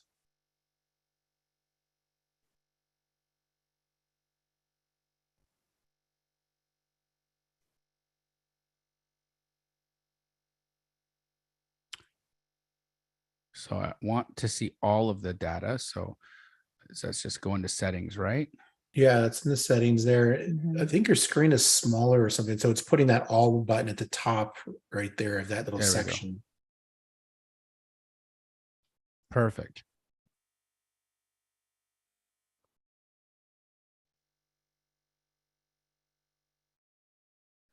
All right. So, oh, interesting. We've got some pretty high sales around here. So let's look at this 587 first. So you've got a significantly larger house. So that's not going to work. Let's look at this 500. Again, significantly larger. Let's look at the 490. 500 square foot larger. So keep going. Let's look at the 440. Still much larger. Let's look at the 330. Still much larger. Let's keep going. Let's look at this 442. It's a 300 square foot delta here. So this is closer to where we need to be. So this is so far the closest we've got. We're still, about 50 square feet beyond where I want it to be viable. But it's close, right? So I feel like this maybe gets us to 300 square feet off. Maybe this gets us to 350, right? So let's kind of keep that in mind. We've got this 315. Let's see what this is. Does the bigger lot on our last comp, does that balance the loss of square footage in the house? So we've got, this is 11,740. We have 14,000. So it's, I think, 20, it's about 2,000 or 3,000 square feet, which is at this price point. I don't know that it's worth more than like 5 or 10 grand. So I wouldn't necessarily say that it washes out the 300 square feet in livable square footage, but I do think that it gave us about $5,000 more in lot value. Okay. But good point for sure. So maybe that gets us to like 360. Okay. So far that's what we've been able to identify as real. And it's listed at 300. So it's listed pretty close to retail. Let's see if there's anything else around here. This is now just getting way too far out. So I think we have some pretty solid evidence that this is about a 350 house. So if it's a 350 house and we're in San Antonio, Texas, I would call this a cosmetic remodel. And so for that reason, in San Antonio, you're probably going to need to be at between 55 and 60% for a cosmetic remodel. So let's look at 300 times 0.55. I would start my offers at 165 and I would go up to, sorry, guys, I did that wrong. 360 times 0.55. So I'd start my offers at 198. And I'd go to 215. So that's where I'd be on my offers. I'd be at 198 to 215. Now they're listed at 299. So maybe you start at 215 and see if you can get traction there, and then maybe renegotiate during the escrow to get it down a little bit less, because I think going in at 198 on a 299 might be a little bit low. But you know, I think they know that they're, also it's 4 days on the market. So right now is not the time to be offering them 215. It's just too fresh. It's way too fresh. Give this 30 days and then go and offer them 215. Mm-hmm. Yeah, What I are might your have thoughts the on this? conversation now to start the relationship. Yep. Well, first, I know a couple people missed the number crunching. So we're at 350 ARV. Yeah, and then you did what on your calculator? So I did 360 ARV. Okay. And then I started us at 0.55%. So that's 55%. So then I take 360 and I multiply that by 0.55. And that gives me 198. And then I know my range is up to 60% for cosmetic in San Antonio. So then I take 360 again and I multiply that by 0.60. And that gets me to 216. So that gives me my offer range of 198 to 216. Okay, I like that.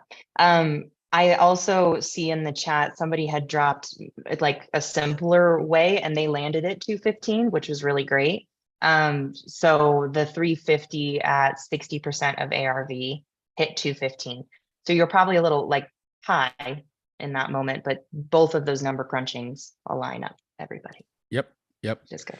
Yeah, and I think that if you waited a few weeks, you could very easily negotiate that with an agent. And what would your assignment fee be on that? You know, typically, guys, the way that I do it, I believe that we should, in order for you to get more deals done than less, you should be offering 100% of as is value. Okay. Hear what I just said though, 100% of as is value, not, you know, knowing that 100% of as is value is still going to be a discount because the house needs work. Right. And so, when you're offering 100% of as is value, typically the most that you're going to get as an assignment fee is like $10,000 to $15,000. So my average deal size is about $15K. Make sense? Let's keep it pushing. I think, you know, people if you guys are getting value from this, do me and Benson and Corianne a favor and throw some what do you want to throw horses in the chat because she likes horses. Let's see if are there horse emojis? No idea. I also like chickens. You can drop chickens. Look at all those horses. And so many addresses.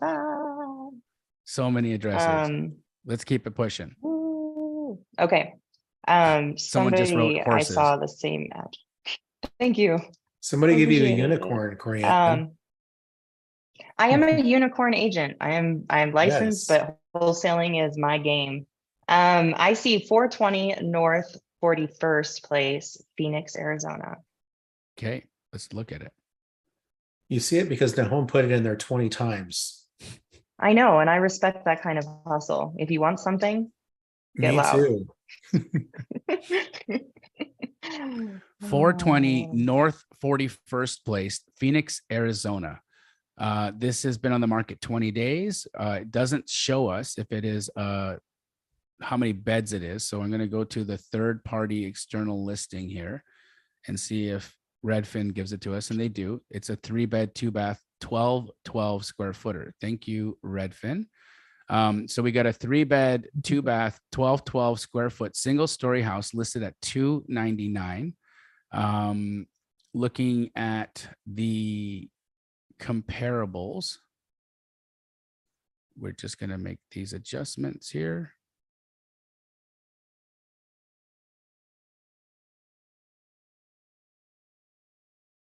We got a few to see.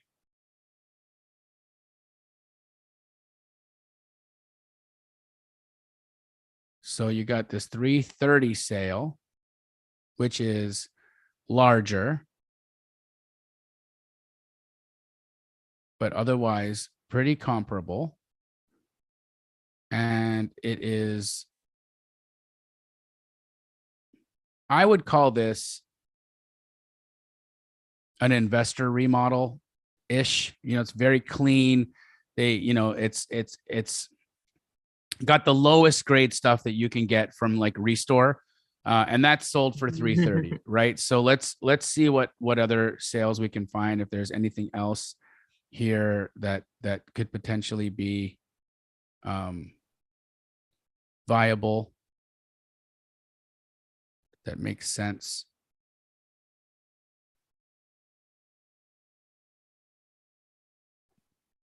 I don't necessarily like crossing over the canal here, but I know the neighborhood doesn't change much. I know this area very well.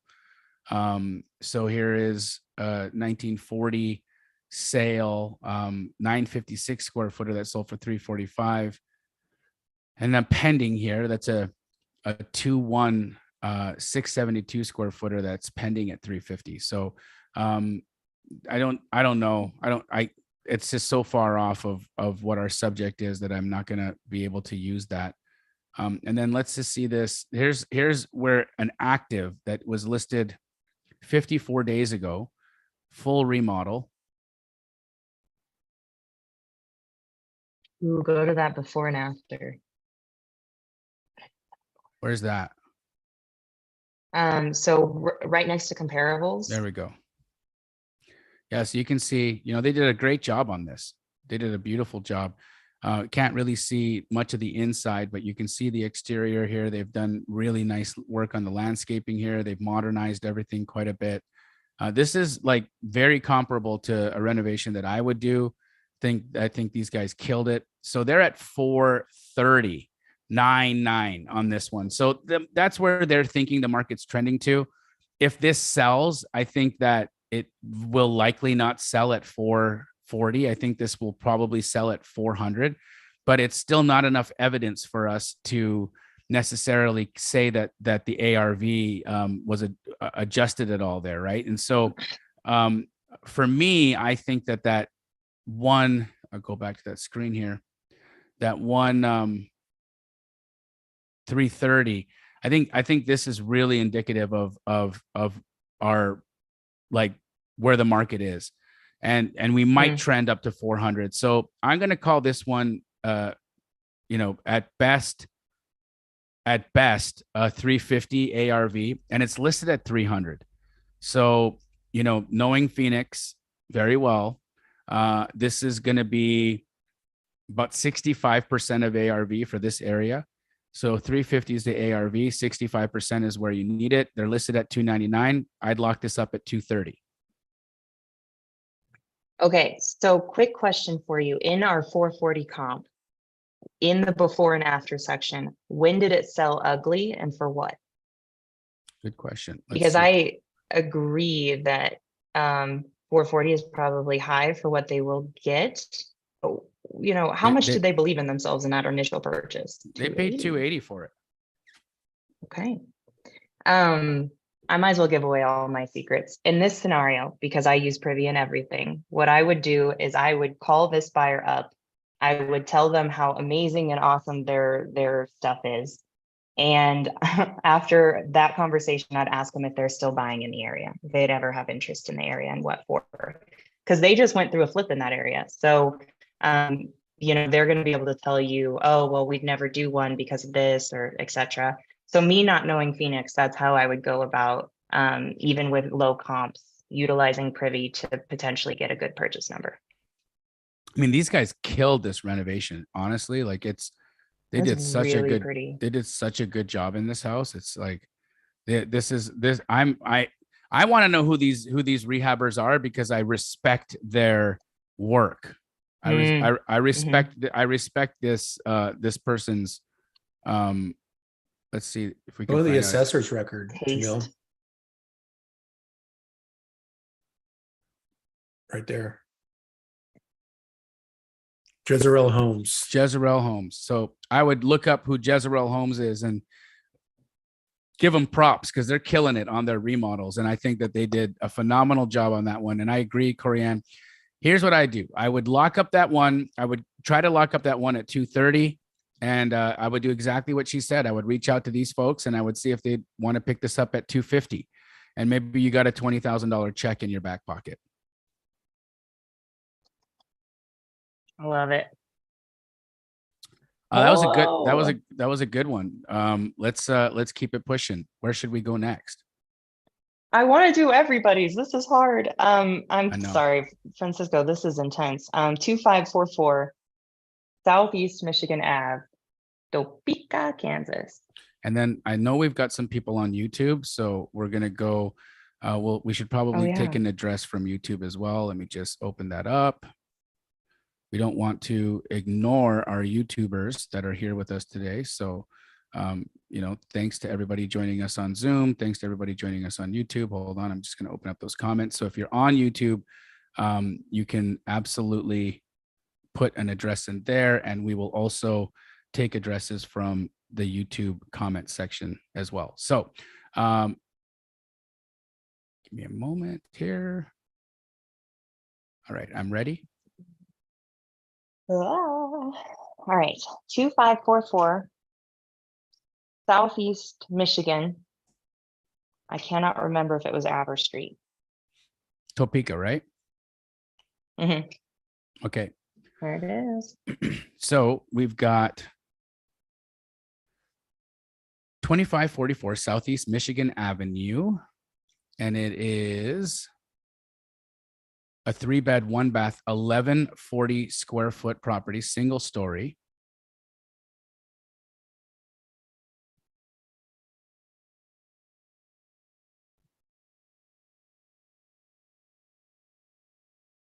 $1940 build, 9,400 square foot lot. Man, that is huge, Corianne. What are you drinking from? So I started doing Brandon Turner's life KPIs, Okay. and I need to drink more water. And this is 64 ounces of water, and I'm getting hungry, so I'm gonna be chugging it. Sorry, y'all. That's it's like a two-hander. She's like, you're drinking from one of those, like a water cooler, Yeah. That's neat. But I'm committed to my goals, Jamil. I'm with it. Listen, water is so important. It's like we're all dehydrated. Let's just put it that way. Water and meditation. Those are the top priorities right now. Big time. They're changing life. Wow. I was surprised. I wasn't expecting there to be a lot of activity in Topeka. Well, here's this 88. I don't like crossing Indiana Avenue, but I can't help it because there's not enough going on here, and the neighborhood doesn't really look like it changes a lot. This is also a 43 build, 2.1, 750 square foot, so it's smaller. This might push us to around 100 ARV on our subject. Let's see this one pending. It's the 3.1 840 pending at 105. I think that settles it. I think that puts us at about 100K for our ARV on our subject. Now, let's go to our subject. Our subject is a 3.1 built in 1940, and it last sold for $54,000 in 2005, which was the height of the market. Now, we do know that in some markets that we still haven't hit values as high as the 2006 peak, right? And I don't know about Topeka, Kansas, but I wouldn't buy this house for $50,000 still with only 100 ARV. I wouldn't buy this house for $50,000. Personally, I think if you want to buy this house, you need to pick it up closer to like $25,000 in order to justify the 100 ARV, because at 1,140 square feet and 3.1, you're going to be spending $40,000 in this house to remodel it. right? So if you're spending 40K to remodel it and you're buying it for 25, that means you're in it for 65. If you sell it for 100, you take off 10% in selling. That means you're 90 to 65 gets you what, $35,000 in profit. So 25 would be my max offer. 25 would be my start. 35 would be my max. Let me throw a wrench in just to see how you would respond, because there's a lot of rentals in that area. And Yes. I always say that a deal is a deal once it has a buyer. Yes. And if people are picking up rentals in this area and they are willing to pick them up for like $600 in rent a month at 1%, do you think it would be worth jumping in maybe at 40 or 50,000 because we're hitting a 1% rule on rentals? Well, normally, yes, but I think that a market like Topeka, Kansas isn't a 1% market. I think it's a 2% market. I totally agree. That makes sense. Because you don't San Francisco says that it's tight. Yeah, you don't get appreciation in a market like Topeka, Kansas. You only get cash flow. So for me, 1% markets, I want cash flow and appreciation.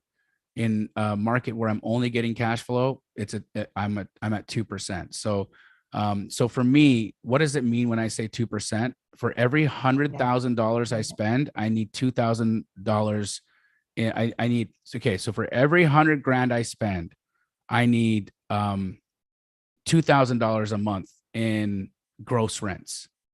Okay. So that means $50,000 has to get me $1,000 in gross rents. $25,000 has to get me $500 a month in gross rents. Does that make sense? Dope. That's if it makes sense, drop a heart, y'all. Yeah, that's just my opinion on it. You know, hey, Benson, Jamil, can I throw a wrench in that? Please do. I want all the wrenches. Look at the market rents, right? So if you scroll down to the market rents there, I was seeing some 900s. And so it seems to me that like the landlords in that area have come to grips with the 1% ish rule. Because this is what they're going for. Yeah, I mean that is fair. So let's explore it. Okay, so here's one that's 1%. Let's see what this was bought at. Can we see that? Yeah, go to the public records. I think that you can on rental properties. I'm not 100% sure. And then go to the property history.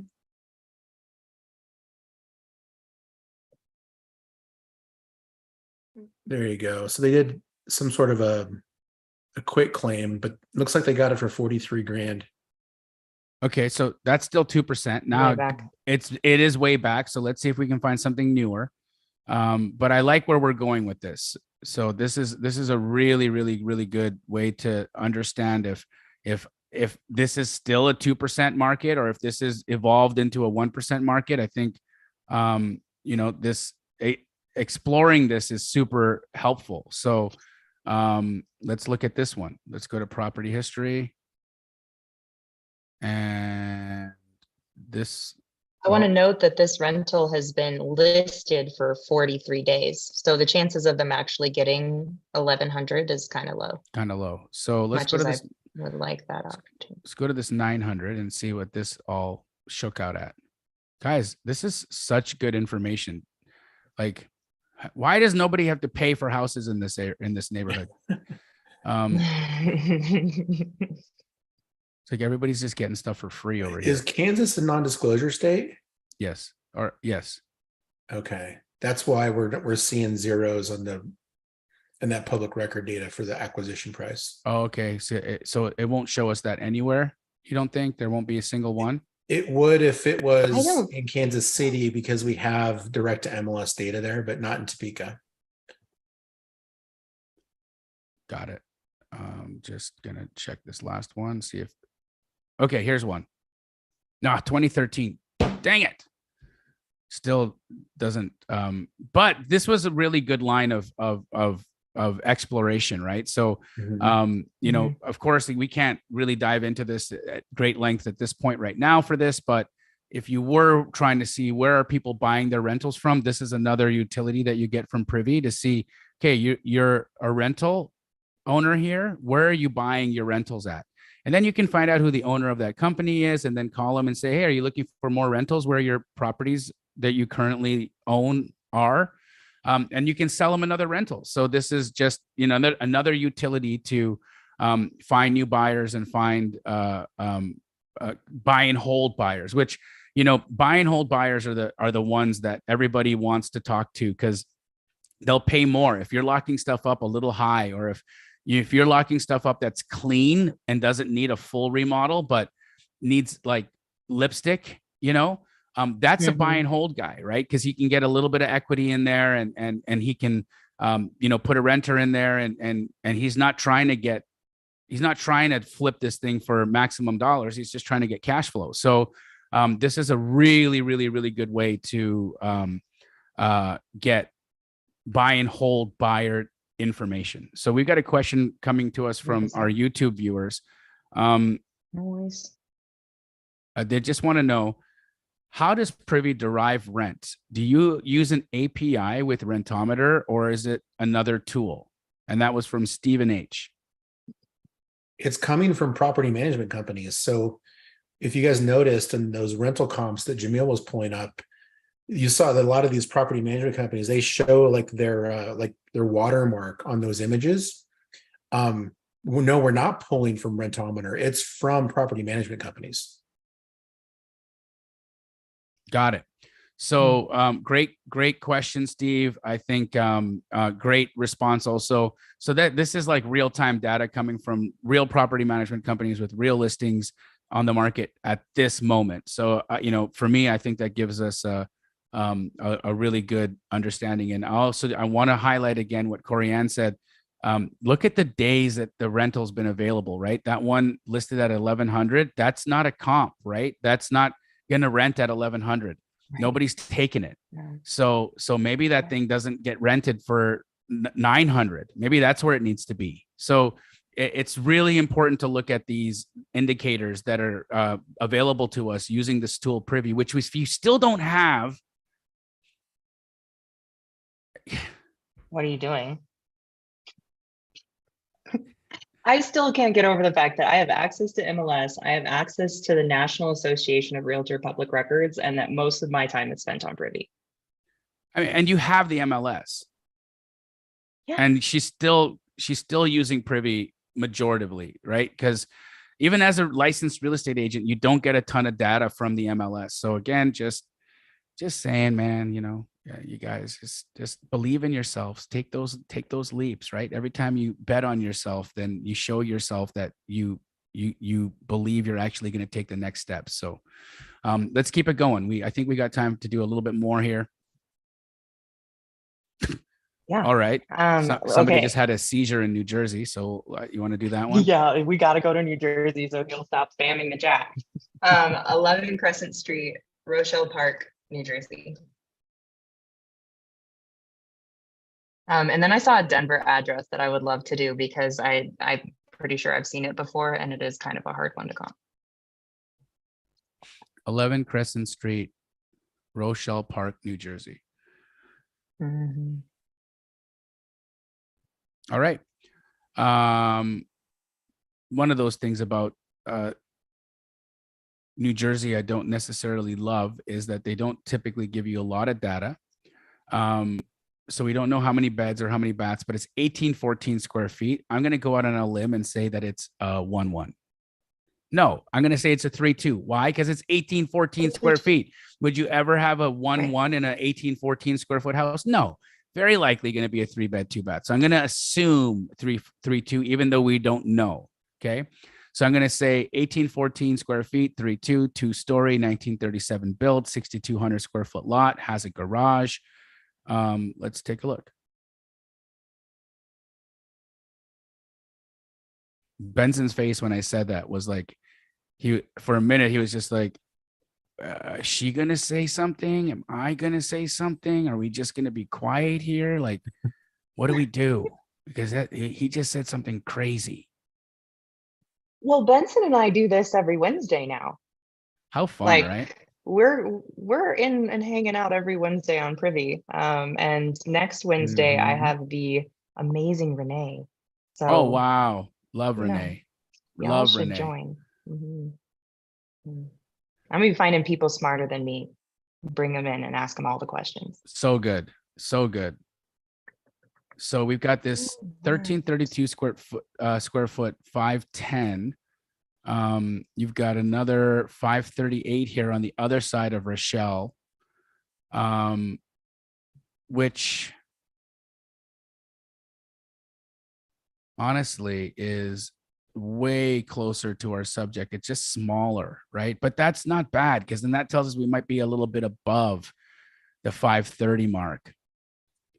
What's the 705? Let's just see it for giggles. Too big.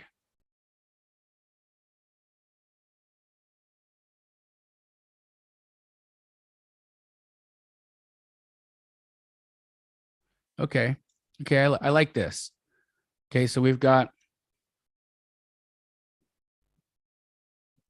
so I think we've got about a 530, possibly a 540 ARV based off of what we've seen here.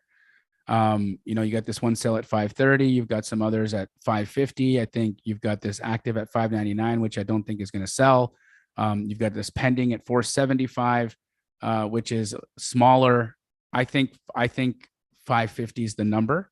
So if 550 is the number, and where would you want to pick this up in Rochelle Park, New Jersey? You first and foremost, Corianne, tell me what you think of that number. I like that number for sure. I am curious if we scroll, and Benson, remind me if it's up or down, and click external listing. If we'll be pulled into Redfin for this particular property, I want to see what the agent believes about it currently. So it's It would off be, market. Off The, market, so there's Sure.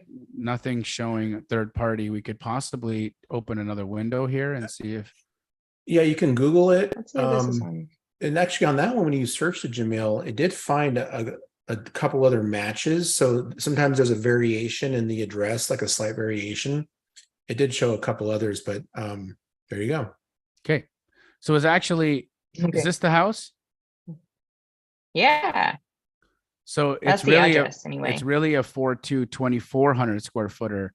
And so it county records are probably wrong on it. So it's larger and it's a 4.2. So that was good that we did that research there. So now we can take that back and input that in and see if we can get a little bit higher. Anything else that you think that I should have been looking at there, Corianne, specific for Jersey? No, I don't think so. I'm curious if you hit settings and then investor only with all also clicked. What are we looking at in the area? Because my current thing that I'm struggling and working through in New Jersey is that there are pockets of activity, and there are some things that have no activity. And that's kind of what I'm seeing here almost. You had that immediately. one active one that was flipped. That besides that, Okay. there's not a ton of investor activity in this area. No. Can we there's find out what that 599 sold for it's listed. It's active. initially when it was ugly? Yeah, we can see what maybe we can Okay. see what they bought it I for. thought it was under contract.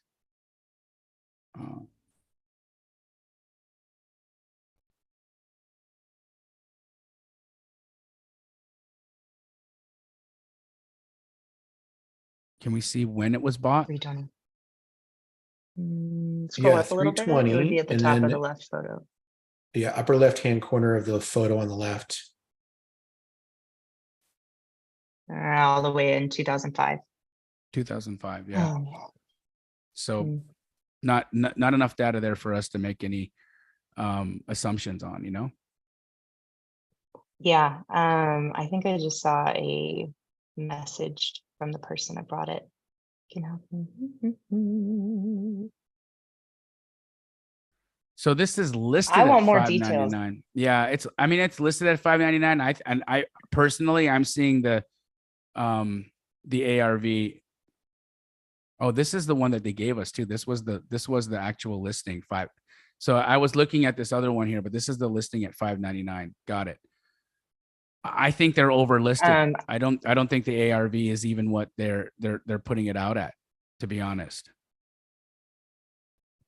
I want to know what it sold to your buyer for. Drop it in the chat. I'm so curious. 530. Okay. Interesting. So yeah, well, I can see a 705 that might influence a 715 like and ARV, that look, depending and on what here's that's in the there. thing it is 2,600 square feet and we are 2,300. So it's within 300 square feet. It's not the 250 square foot metric that I like, but it is helpful. It is helpful. And so, does that get you closer to 650? Yeah, possible. I don't know that it hits 7. Yeah. Well, I guess this is assigned to its buyer at 530. So I have more market research to do in this particular area so that I'm able to come up with those numbers too. Amazing. Yeah, if we Wow. can like drop some parties in the chat. Yeah, that'd be great. that was phenomenal. Guys, we're out of time here. I think this was just like one of the coolest master classes that we could have done. What an incredible time that we got to spend together, comping deals, really getting into just like knowledge and value here, right? So super happy that you guys all joined us today. If you guys again wanted to send some love to Corianne and some love to Benson, please just let them know how grateful we are for them. Corianne, how can people find you if they want to follow you? They can find me at this really hard IG. It's at Corianne Wright. At Corianne Wright. So please, and hit me up in DMs. I want to know what you're doing, what what markets you're in, where you're at in your first deal or your 100th. Of course, I want to work with you, and I'm in 7 markets to do it. Amazing. And Benson, where can people find you, brother? Yeah, I'm doing a lot of really cool TikToks and Instagrams lately, and doing like little mini trainings on Privy. So follow me on those socials so you can get little mini lessons while you're out and about and on the toilet and wherever you look at your socials.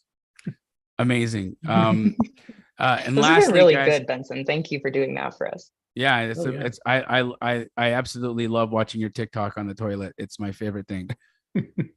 I'm playing. I watch it when I'm sitting doing other things. So Yes. anyhow, guys, thank you so much for being a part of this today. Thank you guys all for tuning in. If you haven't yet already looked at Privy, make sure you sign up. Runprivy.com, code COMPFU. And lastly, before we take off, guys, if you have any desire to learn more about astro flipping and to be a part of this community of incredible leaders, right? Like that helped create how smooth and amazing Corianne is, and how great Michelle Garabito is, and how great John Galan is, and and we've got some juggernauts that have come out of this community, and we all help each other. We all best practice with each other. We all learn from one another, and so it would be really, really to your advantage to learn more about astro flipping. And you can speak to Mariah. She's in the chat right now. You can hit her up at 623-257-5010. That's 623-257-5010. Hit Mariah up and chat about what it looks like to be a part of the astro flipping community. And to everyone else, we send you a lot of love. God bless you guys and have a phenomenal day. Thank you for tuning in. Bye, everyone.